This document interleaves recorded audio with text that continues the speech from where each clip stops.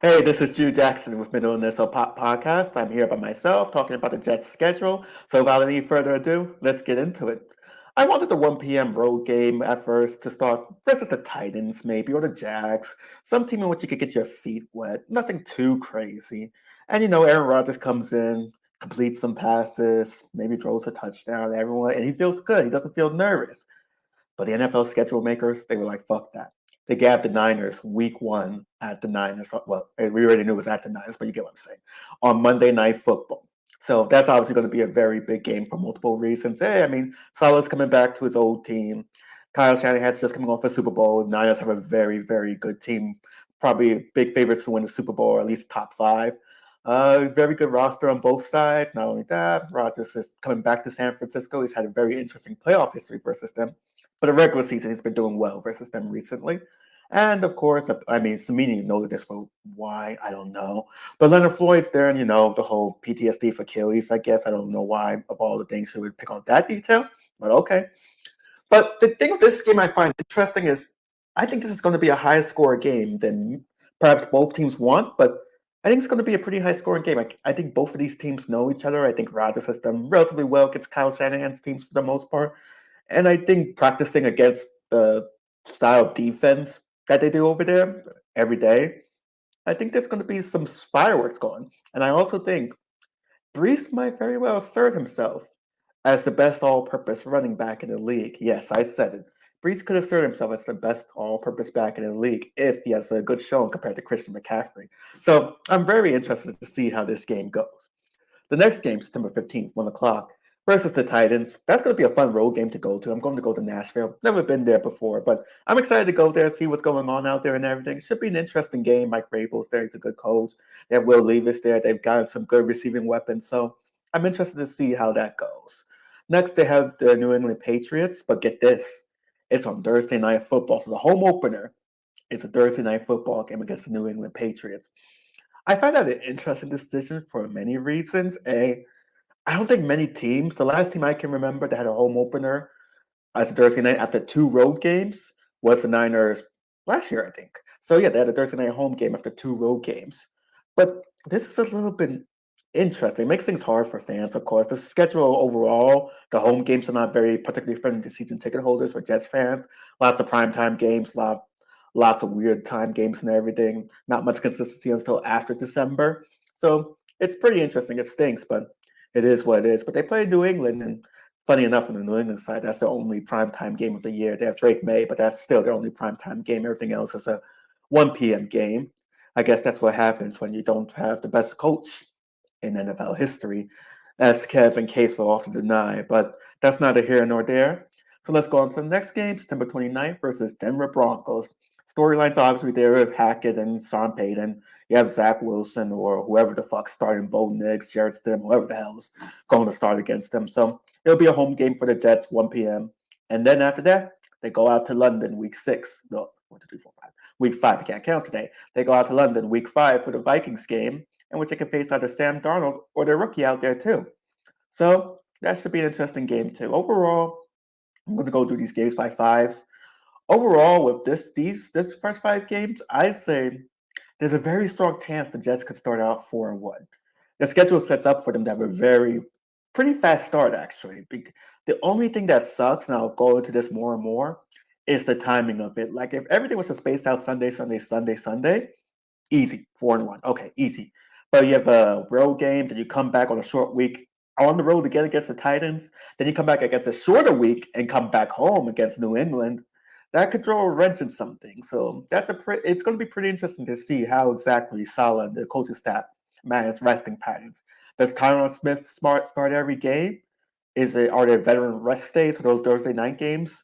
Does our rookie left tackle get a start? It's going to be interesting to see how that goes. But the Jets defense after the Niners game, they really have to flex their muscles here. There's no excuse for them to get embarrassed by Levis, no excuse to get embarrassed by your Patriots, the Broncos, the Vikings. These are all rookie or like journeyman quarterbacks. They have to flex their muscles here because after that, it gets a little bit tougher. So after week 6, they didn't elect to take their bye, which is an interesting choice. They're going to instead come back home on a slightly longer week for a Monday night football game against the Buffalo Bills. So That's going to be interesting. The Buffalo Bills, I haven't looked at their schedule quite yet, but it is possible that that could be decided in the first place in the division in October if the Jets hold up their end of the bargain. So that should obviously be a fun game. The storyline's obvious. Josh Allen hasn't put up gaudy numbers versus the Jets. The Jets have had his numbers defensively. He's lost to Zach Wilson, ironically enough. So it should be a fun game. Next game is the Steelers on 8:20 Sunday Night Football at the Steelers. I'm interested to see if Justin Fields somehow is starting by that game. I mean, I know he's the backup. I know they're even talking about him and kick returns and everything, but it'll be interesting to see if he starts, if Russell Wilson is continuing to decline and everything. But that's going to be a tough game. Mike Tomlin's always a solid coach. It's not going to be an easy game. After that, they get a road game against New England. After that, guess what happens again? A Thursday night game versus the Texans. So let's talk about this a little bit. 2 times in this season, the Jets have 2 road games and a Thursday night game. I've seen teams with that schedule with 2 road games and 1 Thursday night game, but I've never seen it happen twice in the same season. Maybe someone could correct me if I'm wrong. You can feel free to comment on whatever platform this goes on, YouTube, Twitter, wherever. But I'm almost certain this is the first time that has happened. And if so, that's crazy. I have no idea why exactly they're doing it for the Jets. I feel like they could have easily just had it on Sundays or Mondays or late windows, which is another thing I want to talk about soon. But it's an interesting choice to say the least. After that, the next game is at the Cardinals, 4:25. I'm probably going to go out there. We have some friends at the pod that's out there, so I want to go out there and visit them. So that's 4:25 on November 10th. And then November 17th is a Sunday night game versus the Colts, Anthony Richardson. I'm also interested in knowing why exactly they picked this game as a Sunday night game. I mean, I know this Anthony Richardson versus Aaron Rodgers, but besides that, what what other storylines are there really for Jets versus Colts? It's not like this is like the 80s or 90s where they were in the same division. It's not like Peyton Manning's on the other side. So I'm a little bit confused by picking this game as Sunday night and not say like the Dolphins or something like that. So after that, we have the bye. So looking at these first few games before the bye, I think if the Jets, and this is 11 games, I think the Jets could conceivably be 8-3 and maybe even 9-2. But I'm going to guess 8-3 if I'm just looking through it. I think they lose to the Niners most likely. And then between the Steelers, not the Patriots, Steelers, Texans, Colts, and Bills, I think they win 2 of those. So they split 2-2. So that adds up to 8-3. So I wouldn't even be mad at that record. But after that, the schedule does get considerably tougher, and they're probably going to have to win at least 3 of those games to secure a spot. So after that, they get the Seahawks. They're coming on the road to MetLife Stadium. Geno Smith makes his return. Should be an interesting game. The storylines are there and everything. So the Seahawks come back, and then they go to the Dolphins. But thankfully, it's in December. And probably by then, the Dolphins are going to do what they usually do, which is collapse, because that's what they do every fucking season, is that they collapse from 3-0, 5-0, whatever the fuck no, to like some 500 record. That's what they do every single season. Dolphins fans like to pretend that they're this great team, but they're not. And then they go to Jacksonville. Should be a fun game. Trevor Lawrence versus Aaron Rodgers. Always a good time. And then they have the Rams coming home on December 22nd. That's going to be a 1 p.m. game, but the Rams are coming in from the West Coast. So that's a game you have to take advantage of. They go up to Buffalo, and then for the first time since 2016? Yeah, first time since 2016, they closed the game at home. They closed the game at home versus the Miami Dolphins in the cold. And God willing, this is a Sunday night game. This is a game for all the marbles, for the division, for the last, well, hopefully not the last spot in the wild card, but you get what I'm saying. This is a game for all the marbles. So with these last 6 games, I could see the Jets beating Seattle, beating the Rams, and then beating Miami. If they do that, they should be good to go. Maybe they can still, actually, they probably could beat Jacksonville too, to be honest. So those 4 games, they could go 4-2 of those last 6 games. So that puts them with the idealistic predictions: 8-3, 4-2, 5, 8. 8 plus 4 is 12. 12-5. I had to do some math in my head for a little bit. So they can finish up 12-5, which would be a good record. I could see them, personally, with this schedule, I could see them at the highest watermark. If everything goes right, I could see them at 14-3. I think they'll finish around 10-7, 11-6. I really don't. It would be. I would be happy if they're in the playoffs, but I can understand the feeling of disappointment for many Jets fans if they have to sneak into the playoffs. So their last game is like a playoff game and not like competing for like a bye or something like that, or competing for like the division and strongly in the playoffs already, if you get what I'm saying. So, I mean, it's going to be pretty interesting. I'm really excited about how balanced the teams are. I'm not excited about the fact that the primetime games are whatever. I don't mind the primetime games. What I do mind is just how it's all structured. Like, there's no reason for a month, 3 games in 10 days, and then there's no reason for that to pretty much happen again. It happens like 2 times. There's no reason for that to happen. There's no reason for 3 games in 10 days. There really isn't. There's no reason for 2 straight road games and then the home Thursday night game. It it feels very unbalanced. This schedule overall for the NFL, just from what I've seen here and there, it kind of feels a little unbalanced in the fact that a few teams, the Bears and I believe the Steelers, have a bunch of division games. They don't play a division game until like week 10, week 11, or something like that. And that just seems incredibly unbalanced. But it gives both of those teams at least an out to win the division if they somehow are struggling out of the gate and everything.